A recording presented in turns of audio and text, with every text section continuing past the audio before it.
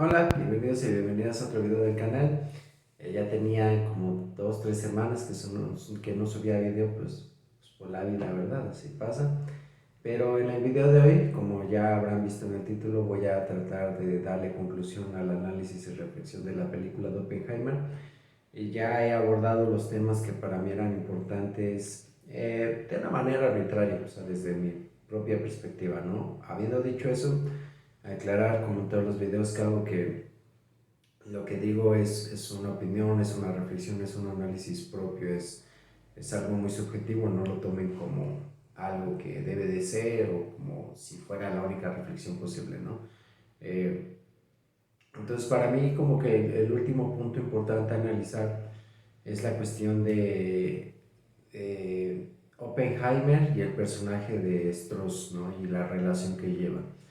La cuestión de las relaciones de pareja son importantes, pero creo que como que cada quien puede como sacar sus propias conclusiones en el sentido de que creo que no le dan como mayor profundidad a la historia ni al personaje, o sea, sí dicen mucho de cómo pues es Oppenheimer, ¿no? Creo que las relaciones que establecemos cada persona es un reflejo de quién es en realidad, ¿no?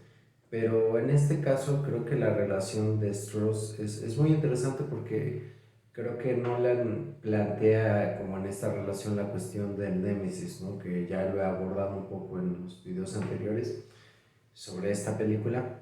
Y aquí es muy interesante porque creo yo que en realidad Strauss y Oppenheimer pues no son personas tan distintas, ¿no? O sea, creo que a mí la película me gustó, pero creo que el gran problema, no sé si decir pequeño o grande, pero para mí sí es un gran problema, es que creo que cae como en esta cuestión como muy norteamericana de que hay un héroe y de que hay un villano, ¿no? Cuando en realidad, pues creo que todos ahí tienen como sus claroscuros, ¿no? Unos más brillantes, otros más oscuros.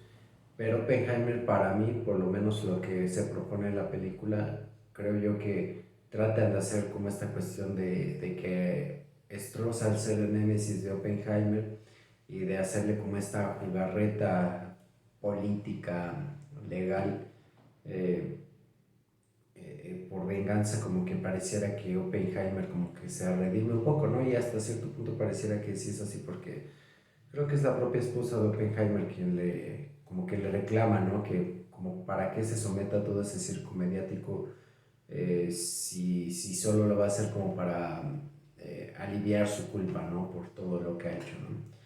Entonces creo que ahí también lo ponen pues como claramente, ¿no? Como esta cuestión de que se trata de redimir, pero pues bueno, la redención y la culpa y la responsabilidad creo yo son cosas muy distintas entre sí, entonces aquí lo importante más bien es que, como decía, creo yo que Nolan como que trata en su perspectiva, en su presentación en la película sobre este personaje, como tratar de poner un poco como, no sé si decir el héroe, pero como el que hizo mucho y como que se lo intentaron chingar, ¿no?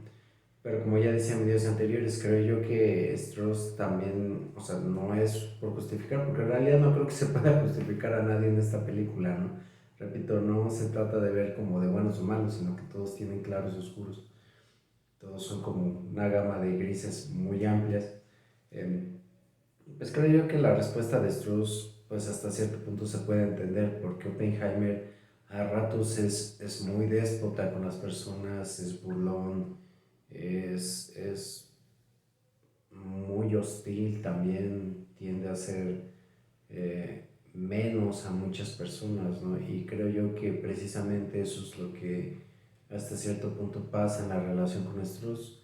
Hay puntos donde, como que en esta cuestión donde se está hablando de una cuestión de importación, no me acuerdo muy bien, como que Oppenheimer en lugar de simplemente decir que no estaba de acuerdo con lo que Strauss había propuesto, como que no le bastó con eso, sino que buscó humillarlo, ¿no? Y lo humilló frente a muchísimas personas en un parlamento que entiendo que era importante. Entonces, pues bueno, o sea, creo que... eh, porque a mí me da la impresión de que Strauss le tenía admiración a Oppenheimer, ¿no? Por todo lo que había logrado, aunque parecía que Strauss de alguna forma quería pertenecer a ese círculo de intelectuales, donde estaba Oppenheimer, Albert Einstein, todos los científicos del proyecto Manhattan, como que de cierta forma Oppenheimer pareciera que le hacía el feo, como de tú eres el militar, entonces tú no, sí, ¿no? Como si fueran niños de primaria, de fuchipopón, no, tú por allá. Entonces creo yo que eso pues causa obviamente un resentimiento precisamente porque pues le causa un dolor, o sea, repito, creo que estaba por demás la forma en la que lo trataba. Y digo esto porque creo que también cuando se está dando toda esta cuestión de como este juicio que no es un juicio, llegan otros científicos, ¿no? Que como que pareciera que traicionan a Oppenheimer, pero si mal no recuerdo también a muchos de esos científicos Oppenheimer les negó la oportunidad de poder desarrollarse o hacer otras actividades que pudieran ayudarles a crecer dentro del proyecto Manhattan. Y si mal no recuerdo, no eran actividades que en realidad entorpecieran el proyecto o que le pusiera fin, porque era más que obvio que nadie quería ponerle fin a ese proyecto, sino que simplemente pudieron haber tenido la oportunidad de crecer más y él simplemente por sus pistolas pues no lo hizo. No. Me acuerdo mucho de la escena donde ya cuando está grande él y está con su esposa, creo que es en la Casa Blanca, um, se acerca uno de estos científicos a darle la mano a él y ella se niega, ¿no? Como con esta mirada de nos traicionaste o como que cinismo, ¿no? Pero repito, creo que tiene mucho que ver también con la cuestión de que Oppenheimer, pues, más allá de bien o mal, pues acaba enfrentando las consecuencias de sus acciones, ¿no? O sea, al final del día creo que la película deja claro que aunque los científicos sean científicos y tengan esta como fama o tengan esta como perspectiva de ser seres muy neutrales, muy objetivos, muy enfocados en la ciencia, como no dejarse llevar por las pasiones, pues deja claro que no dejan de ser humanos y que sí tienen pasiones, que tienen dolores, que tienen ambiciones, que tienen resentimientos y que como cualquier persona los pueden llevar a cabo, ¿no? Entonces, creo que para mí eso es importante como irlo aterrizando, ¿no? Que aunque la película en esta como cuestión muy norteamericana de los buenos y los malos y que poca madre que el uno que el otro,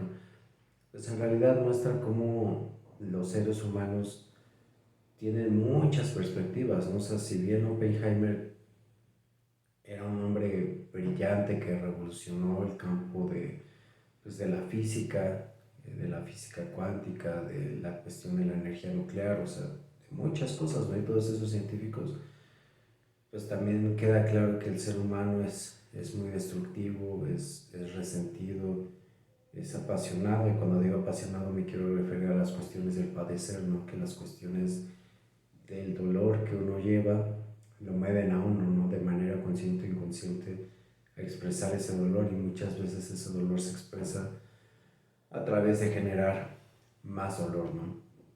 Entonces, bueno, creo que en realidad yo no había mucho que apuntar, como que tal vez como para ir concluyendo ya este análisis y reflexión de esta película, creo que lo que podría agregar es precisamente eso, ¿no? Que ya lo he mencionado en otros videos, que creo que aquí lo más importante de la película es la cuestión del dilema ético, ¿no? La cuestión de los dilemas de, de si hacer o no hacer algo, y no hacerlo simplemente porque se pueda hacer.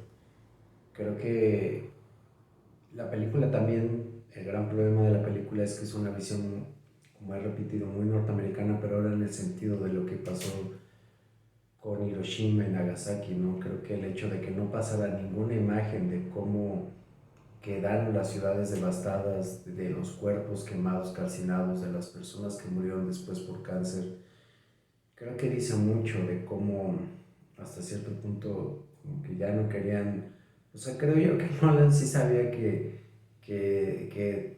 hay personas que se iban a ir con la finta de decir de, uy, Oppenheimer como casi un héroe y hizo lo que tenía que hacer porque si no los japoneses no se iban a rendir, bla, bla.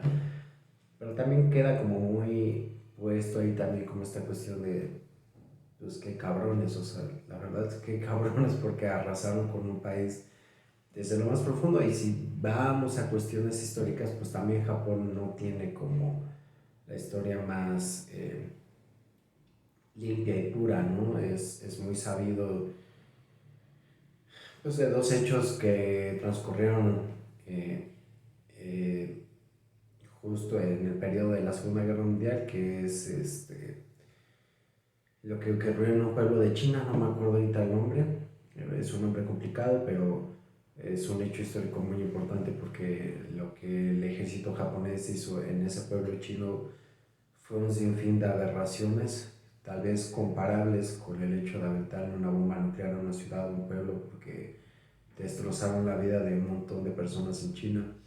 También es bien sabido, de hecho hay una película, no sé si decir que lo documenta, por lo menos hace un esfuerzo para eh, poner sobre la mesa lo que también el ejército japonés hizo con muchas personas, con muchos prisioneros de guerra en el periodo de la Segunda Guerra Mundial. La película se llama Los hijos detrás del cielo negro, algo así se llama, que habla precisamente de una unidad muy famosa del ejército japonés de ese entonces, en la unidad 713, 731, no recuerdo muy bien.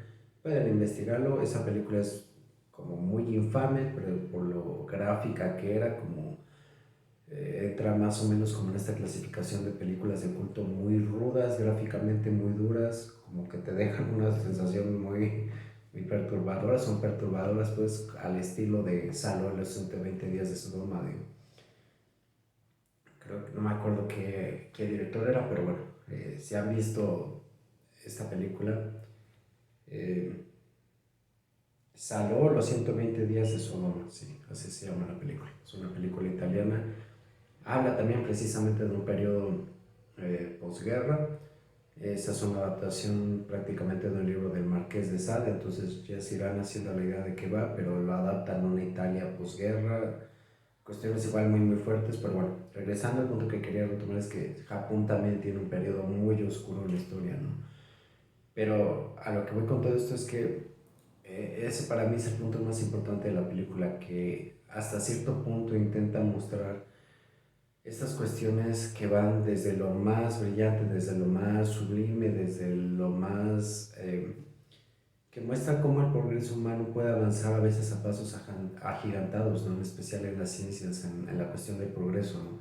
Pero que también muchas veces viene con la consecuencia de un montón de muertes, ¿no? De un montón de destrucción. Y creo que eso también es importante porque puede plantear a la mesa la cuestión de si es realmente necesario hacer lo que sea que se está planteando, ¿no? Y por ejemplo, para mi gremio creo que esa es una pregunta muy importante porque casi no se hace. Muchos colegas hacen un montón de cosas, no porque sea lo mejor para sus pacientes, sino porque quieren hacerlo, porque desean hacerlo, porque creen que está bien hacerlo, ¿no? Yo no dudo que en la película como que se haya creado un poco esta sensación, tal vez dentro de los personajes, tal vez dentro de algún espectador, como esta cuestión de que sí era necesario, era lo mejor realizarlo, ¿no? Hacer la bomba atómica era lo mejor que se podía hacer, pero la realidad es que no era así, o sea, la realidad nada más era que Oppenheimer y Estados Unidos probaran el punto de que podían dar un golpe contundente, ¿no? Que podían como dar una muestra de poderío nada más porque lo podían hacer. Entonces, como ya lo mencioné en el video anterior, pues eso asumió al mundo durante la Guerra Fría, pues en un periodo de mucha tensión y mucho miedo. Y repito, aquí también creo que lo más interesante es que pareciera que con cada periodo de la historia que va transcurriendo de la humanidad se va creando un sustituto de Dios diferente, ¿no? A lo mejor hace 2000 años o desde hace 2000 años se tiene muy clara la idea de un Dios judeocristiano, ¿no? De un Dios que todo lo ve, de un Dios que todo lo puede, de un Dios que todo lo sabe, pero con un Dios que al final va a castigar, ¿no? Como esta idea de el miedo como eje rector para controlar, para detener, para implementar reglas, ¿no? Hasta cierto punto, pero también creo que esa represión, porque eso genera represión, pues ya hemos visto las consecuencias, ¿no?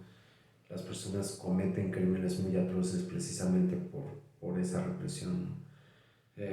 La bomba nuclear, o sea, como repito, creo que la Segunda Guerra Mundial inició el periodo de la Guerra Fría, a lo mejor no de una manera tan clara, pero lo fue iniciando. Y entonces en ese periodo de la historia, pues digamos que el sustituto de Dios, o este sustituto del ser destructivo que todo lo puede, pues se vuelve la bomba nuclear, ¿no? En tiempos más recientes, a lo mejor no es algo como tan visible, tan destructivo, pero sí creo yo que precisamente las redes sociales se han vuelto hasta cierto punto un sustituto de este Dios que todo lo puede, todo lo sabe, porque pues es como muy apegado a eso, ¿no? Lo inmediato que ahora se puede saber las cosas, lo inmediato que uno puede estar expuesto, qué tan expuesto puede estar uno, ¿no? Y que muchas personas siguen muchas tendencias, llámese en la red, que sea simplemente por pertenecer o por sentirse parte de, sentirse querido, ¿no? Y entonces ese también es un punto muy importante, ¿no? La cuestión de estar ahí por el miedo a no pertenecer, ¿no? Y así creo que si hacemos un repaso de muchos momentos históricos se van a encontrar muchas cosas. Pero bueno, entonces creo que esos son los puntos importantes de la película. Si tienen dudas, si tienen sus propios comentarios, háganmelo saber. Si tienen sugerencias de series, de películas, animes, libros, también háganmelo saber y pues los espero en el próximo video. Hasta entonces.